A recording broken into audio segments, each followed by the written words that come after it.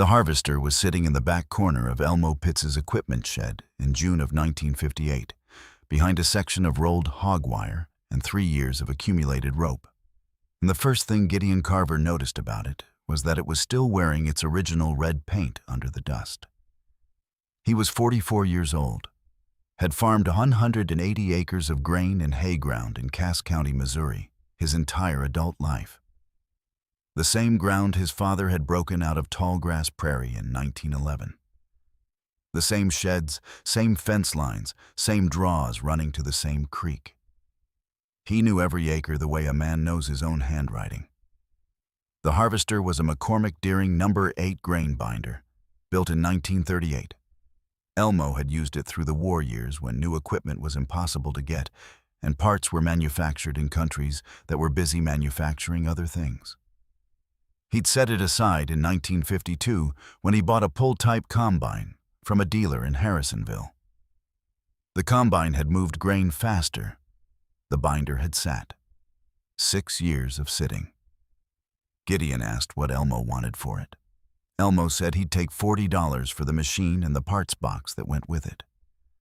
The parts box was a wooden nail keg holding a collection of sickle sections, canvas apron slats, canvas lacings, drive chain links, and a bundle needle that Elmo said had snapped in the summer of 1950 and had been replaced with a used one that ran 2 more seasons before it too broke. 2 broken needles in the keg. Gideon paid $40 and borrowed Elmo's flatbed trailer to haul the binder home. He hadn't been looking for a grain binder. He'd been looking at a different problem. The previous fall, 1957, he'd contracted his small grain to a custom cutter out of Peculiar who ran a Massey Harris self-propelled combine. The machine covered ground faster than anything Gideon had used before. It also left 1/3 of his oat crop in the field when the sickle clogged in a wet patch and the operator made a judgment call about whether it was worth stopping to clear it. It wasn't his crop. It was Gideon's. The custom rate had been $3.25 per acre, 40 acres of oats at $3.25, plus the estimate on what was left standing after the clog. He drove out to the field the day after cutting and walked the wet patch, counted the heads, counted what he was looking at per acre, wrote the number on the back of his hand because he hadn't brought paper. He drove back to the house and washed his hands before he wrote it on paper. The custom combine arrangement was finished. He'd thought about buying his own pull-type combine all winter. A used International 125 was advertised in the Cass County Republican for $400. He'd driven to see it in February and found a machine that had been run hard in sandy ground and showed it in the cylinder housing and the concaves. The dealer in Harrisonville had new pull-type Masseys starting at $2,200. New self-propelled machines ran $6,000 to $8,000. Gideon wrote that number down too, on the same piece of paper as the wet patch calculation. The numbers didn't make sense for 40 acres of small grain. Then he drove past Elmo Pitts' place in late May and saw the binder through the open shed door. He spent the first 2 weeks of June going through the machine in the yard with the parts manual he'd ordered from the McCormick Deering dealer in Kansas City. $1.20 for the manual, delivered. The No. 8 binder was McCormick's standard grain binder from the mid-1930s. The basic mechanical design had changed little since McCormick's original horse-drawn binders in the 1880s. A reciprocating sickle cut the grain. Canvas aprons carried it to a bundle former. A knotting mechanism tied twine around the bundle. A trip mechanism released the bundle onto the ground. Simple in principle, not simple in execution. The sickle bar held 26 sections. 17 of them were worn below useful cutting edge. He ordered a box of 25 replacement sections from the International Harvester Parts Depot in St. Joseph. $28 per section, 7 ounces for the box. He pulled the worn sections and replaced them with new, riveting each one to the bar with a hand riveter on the barn floor. 3 evenings. The canvas aprons were the bigger problem. A number 8 binder ran 4 canvas conveyor aprons, 2 main carrying canvases and 2 elevator canvases, each made of heavy duck canvas laced at the joints with rawhide lacings. The main aprons had been stored rolled and were cracked along the fold lines in several places. Not through. Cracked.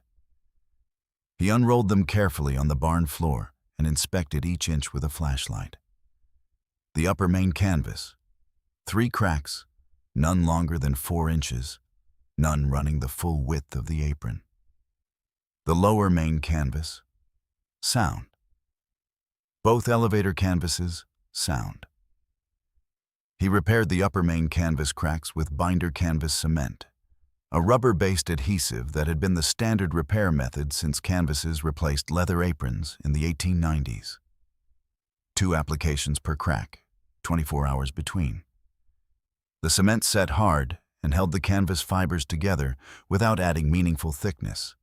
Cost of cement, $9.40 for the tin. The rawhide lacings that joined the canvas ends had dried brittle in storage. He soaked them in warm water for 4 hours, worked them flexible by hand, and rewrapped each joint. The flexibility returned. He oiled them when they were dry with neat's foot oil from the tack room, the same oil he'd used on harness leather his whole working life. The bundle needles were the piece he'd known about from Elmo's nail keg. 2 broken needles, the break on both occurring at the same curved section near the tip. The needle was a C-shaped steel rod that carried twine through the bundle on the upswing of the tying mechanism.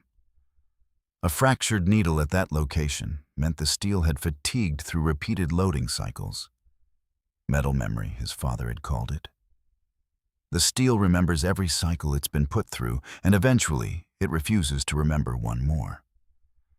New needles were available from International Harvester Parts. 1 needle? $3.80. He bought 2. The drive chain was stretched past the adjustment range of the tension idler, 6 links longer than the sprocket spacing wanted. And he replaced a 14-link section with new chain at the farm supply store in Peculiar. $4.10 for the section. The knotting mechanism, the most precise assembly in the entire machine, responsible for forming and cutting the twine knot that held each bundle. He disassembled completely, cleaned with kerosene poured from a coffee can, dried, inspected each bill hook and disc cam against the part's manual tolerances, and reassembled with light machine oil. The bill hooks were sharp. The disc cams showed wear within acceptable range. The trip fingers that released the bundle were bent 2 degrees out of flat on one side. He straightened them over the horn of the anvil with a ball-peen hammer, checking with a machinist's square after each tap. 4 taps. Square. He reassembled the knotting mechanism, threaded the twine path according to the diagram in the part's manual, and tied the first practice knot by hand, cycling the mechanism through 1 revolution with a wrench on the main drive sprocket. The knot formed clean, pulled tight, didn't slip. He cycled it 20 more times before he was satisfied. Total parts cost through mid-June: $700 sickle sections, $1.40 canvas cement, $7.60 bundle needles, $40.10 drive chain, $1.20 thousand parts manual, miscellaneous hardware, cotter pins, a grease fitting that had been stripped, baling twine for testing, $3.90, $25.20 in parts, plus the $40 purchase price, $65.20 in the machine. He told no one what he'd paid or what he was doing. His neighbor, Roy Fanning, had bought a used pull-type International 125 the previous fall for $380. Roy had mentioned the purchase twice at the elevator and once at the feed store. Gideon had said it sounded like a solid machine and left it at that. A grain binder harvested differently from a combine. Where a combine cut, threshed, and separated the grain in one pass, returning straw to the field and delivering clean grain to the tank, a binder only cut and tied. The bundles came off the binder and stood in the field. They had to be shocked, set upright in groups of 8 or 10, heads up, to cure in the field, then hauled to the threshing machine or the stationary combine for threshing. It was 2 operations where a combine was 1. Gideon knew this. He'd shocked grain as a boy and as a young man, before combines had reached the price point where small operators could access them, used or otherwise. His back knew it too, in the way that old physical memories present themselves. He had a reason for the 2-operation approach. Wheat and oats bound in bundles and shocked in the field, cured differently from grain cut and threshed wet by a combine moving through uneven conditions. The shocked bundles dried from the outside in, standing on their own cut ends, ventilated by whatever wind moved through the field. Grain that went through a combine at 18 or 20% moisture came out the other end at that moisture and went straight to the bin. Grain cured in the shock came off the threshing machine at 13 or 14%. You could store it longer. You lost less to heating in the bin. In a wet year, the difference wasn't academic. Gideon had lost 60 bushels of oats to bin heat in the summer of 1954. Pushing grain into storage that had come off a custom combine in marginal conditions. He hadn't forgotten that either. He ran the binder through the oat field on the first week of July 1958. The machine pulled behind his Farmall M at 3.5 miles per hour, the reel turning, the sickle bar working through the standing grain, the canvases carrying the cut material up and around the bundle former. The bundles came off the trip mechanism at 14 to 16 inches in diameter, tight and even, landing on the bundle carrier and releasing onto the ground in a row. He shut down at the first pass end and walked back along the row. The bundles were right. Not on every one. Same diameter within an inch, end to end. He shocked the field himself over the following 2 days, setting the bundles in groups of 10 with the heads interlocked at the top. The cut ends spread at the base for stability and drainage. His son Vernon, 16 that summer, set shocks behind him on the second day. They finished the 40 acres in 2 days. Roy Fanning drove past on the county road the second afternoon, slowed at the field edge, looked at the standing shocks, drove on. He told Gideon at the elevator 2 weeks later that he hadn't seen a shocked grain field in Cass County in 4 or 5 years. Said he'd forgotten how a properly shocked field looked. Gideon said it looked like grain curing the way grain was supposed to cure. The threshing run came 10 days after shocking. Gideon's cousin Harold still ran a stationary thresher on his place 8 miles north. A 1948 case with a 28-inch cylinder that Harold custom ran for 3 other farms in the neighborhood every July. The custom rate was dro per bushel threshed. The oats came off the thresher at 13.4% moisture by the grain moisture tester at the elevator. 58 bushels per acre across the 40 acres. Gideon had been averaging 51 to 54 bushels per acre on that field, using custom combining. He asked the elevator manager, a man named Dean Harlow, who had run the scales in Pleasant Hill for 11 years, to run the moisture test twice. Same number both times. Dean said 13.4% was good oat moisture for direct bin storage. Said he'd been seeing custom combine oats come in at 16 and 17% all month and sending half of them back to the dryer. Gideon said he'd figured the shocked grain would run drier. Dean ran the numbers on the scale ticket. 58 bushels per acre, 40 acres. Tatu 320 bushels total at the going oat price of $0.63 per bushel. 14 and 61.60 gross. His total harvesting cost, $40 purchase, 20,000 parts, $12 per bushel threshing on 320 bushels, $278.40 harvesting cost per bushel, all in. $14. The custom combine rate the previous year had been $3.25 per acre. On 40 acres at his 1957 yield of 53 bushels per acre, That was $3.25 per acre, or roughly $0.06 per bushel, cheaper per bushel, but losing the moisture discount at the elevator and losing whatever the wet patch operator had left in the field. Dean Harlow asked what Gideon had paid for his equipment this year. Gideon said $65 for the binder and parts. Dean looked at the scale ticket for a moment. He said he'd like to see that machine sometime. Roy Fanning came by the farm in August. He walked around the number 8 binder in the yard where Gideon had parked it after cleaning and oiling for storage. Roy asked where he'd gotten it. Gideon told him about Elmo Pitts' shed. Roy asked what it had cost. Gideon told him. Roy didn't say anything for a moment. He looked at the binder. He said he'd given $380 for his Pull-Type International, and it had plugged twice in the first season. Gideon said plugging was hard on cylinder bearings. Roy said he was aware of that. He drove home. The following July, Roy asked if Gideon would run the binder through his 35 acres of wheat. He said he'd supply the twine and help with shocking. Gideon said that was fine. They shocked Roy's wheat together over 3 days.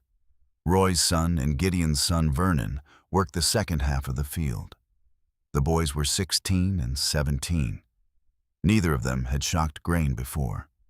They learned it in an afternoon.